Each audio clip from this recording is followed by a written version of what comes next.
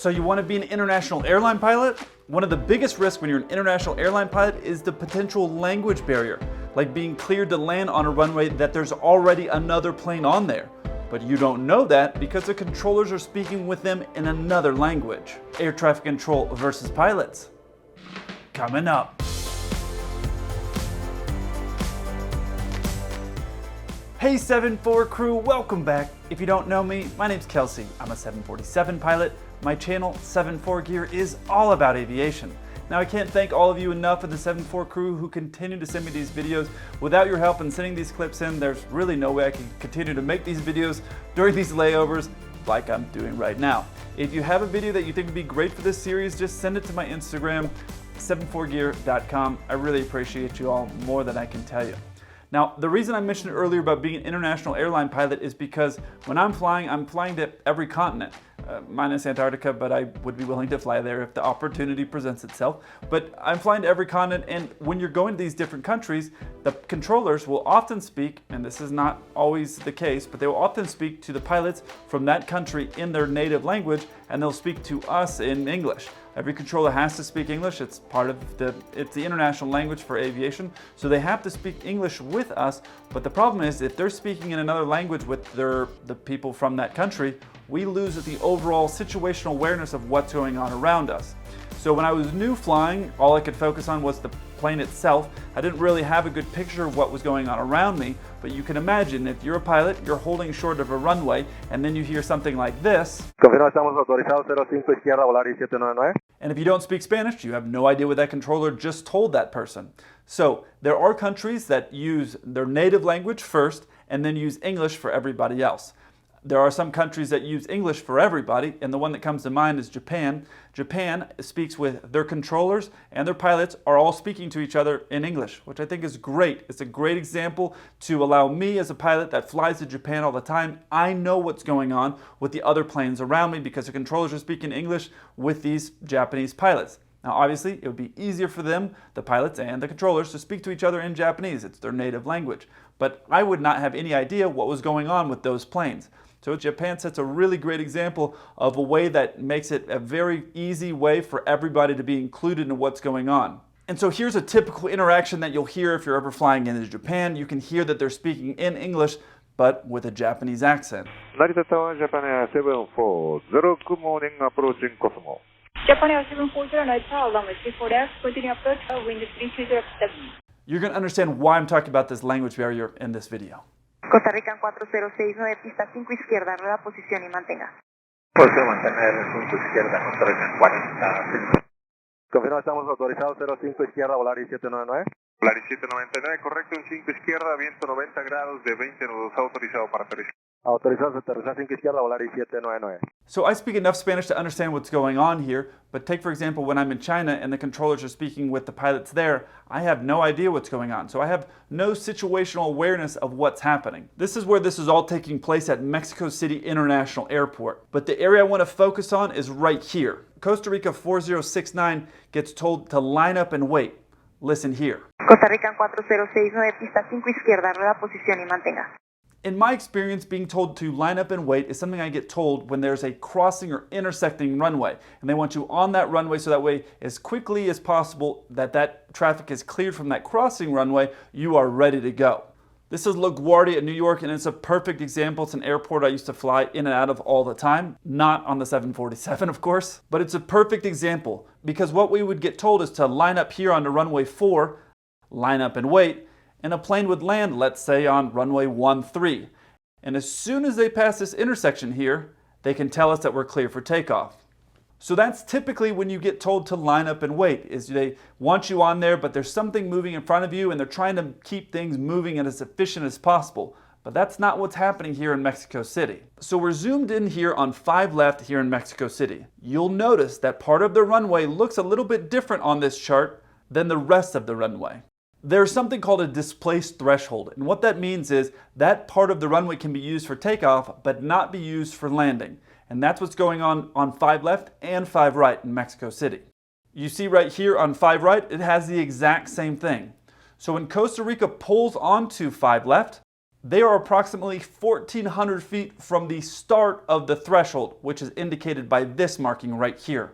Something else to remember is that airline pilots are trained to land 1,000 feet down past the threshold, and when we cross the threshold of a runway, we're planning to be about 50 feet above the threshold. And as you watch this video, it looks to be about the right height. They're roughly about 60 feet over the other plane when you look at it from this video. So the Costa Rica plane got told to line up and wait, and then the Volaris plane asked if they were cleared to land. Probably because they saw something on the runway, meaning the beacon or the strobe lights, which are those flashing white lights that are on the planes. Either they saw that or they were listening to the controller telling the other pilots to line up and wait on 5 left. Listen here.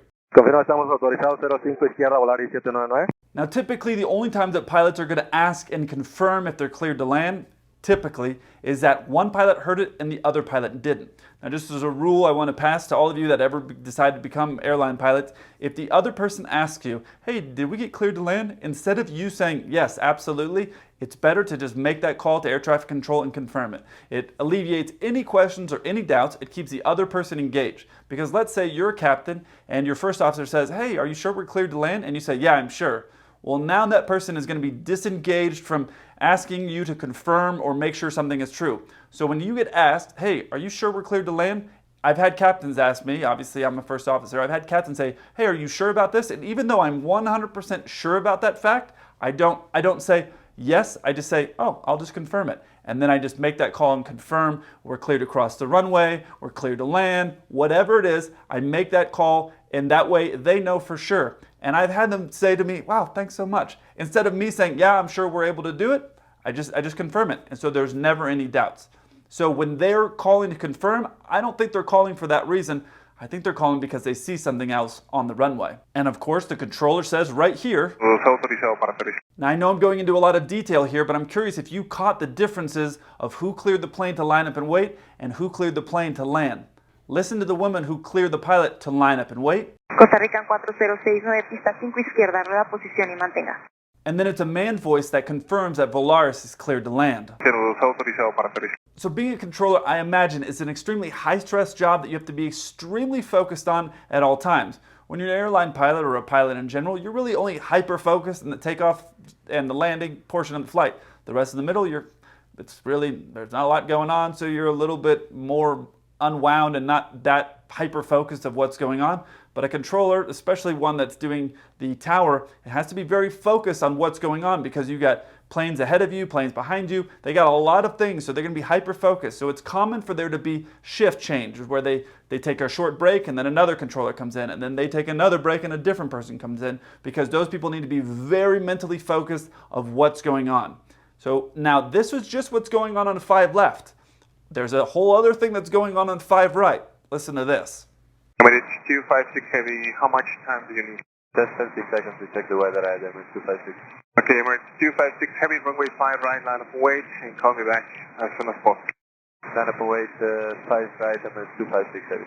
Torre México, buenas noches, Volaris 723, próximo Maya Extra 901. Volaris 723, buen día 5 derecha, con H30 decimal 25, continua aproximación.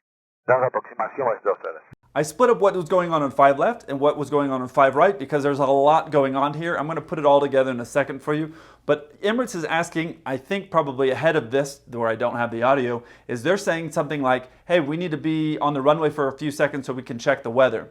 The weather radar on a plane is not going to shoot 90 degrees out from the left. So if Emirates is sitting short of the runway here with their radar on, they're not going to be able to see anything that's going on because the radar here only is going to shoot in this direction, but once they line up on the runway, the radar here will be pointing the direction that they want to go, and it's going to take a few seconds for the radar to make that full sweep so they get a really good idea of the picture of what they're going to be taking off into. Now, it's pretty common when there's weather or something that's in front of the airport there that the pilots want to get on the runway for a few seconds so they can see what's going on. That radar is going to make 2 sweeps back. They're going to have a really good idea of where the weather is, and they want to do that. That's fine. The controller's saying you can do that, but don't take too long because I have another plane. And the pilots understand what's going on with there being other planes landing. But what they don't understand is what the Volaris plane is getting told. So there's a Volaris plane landing on 5 left and one on 5 right. But the controller is speaking Spanish to the one that's landing on both. But for these Emirates pilots, unless they know and speak Spanish,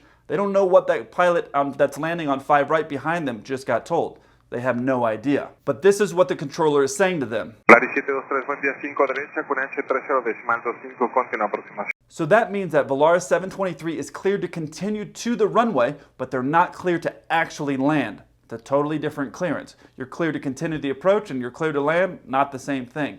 Now Emirates is in the displaced threshold of this runway as well. So hypothetically, if the Volaris 723 were to come in and land where they're supposed to land, they would miss the Emirates plane. But you've seen on some of my other viral debrief videos, planes where they land short of the threshold. And if they land short of the threshold, in this case, they're going to land right on top of an Emirates plane, and that's going to be a big problem. And so now that you understand what's going on with both runways, I'm going to put it all together for you. Costa Rica 4069, pista 5 izquierda, rueda posición y mantenga. Posición mantener 5 izquierda, Costa Rica 40. Volaris 799, buen día, 5 derecha, con H30.25, continua aproximación y a las 5 izquierda le confirmo. Continuamos aproximación 5 izquierda, Volaris 799. Emirates 256 Heavy, how much time do you need? Just 10 seconds to check the weather at Emirates 256. Okay, Emirates 256 Heavy, runway 5 right, line up and wait, and call me back as soon as possible. Line up and wait, 5 right, Emirates 256 Heavy. Torre México, buenas noches, Volaris 723, próximo Maya Extra 901. Volaris 723, buen día, 5 derecha, con H30.25, continua aproximación. Damos aproximación, Volaris 23. Confirma, estamos autorizados 05 izquierda, Volaris 799. Volaris 799, correcto, en 5 izquierda, viento 90 grados de 20 nudos, autorizado para aterrizar. Autorizados a aterrizar 5 izquierda, Volaris 799. So you can hear just how much is going on for the controller. You got a plane that's lined up on 5 left, someone landing on 5 left. You got Emirates lined up on 5 right, a plane that's cleared to continue the approach onto 5 right.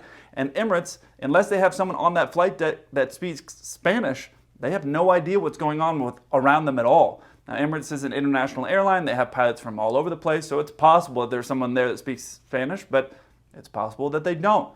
And if you don't have someone that speaks Spanish, they don't have any idea what's going on.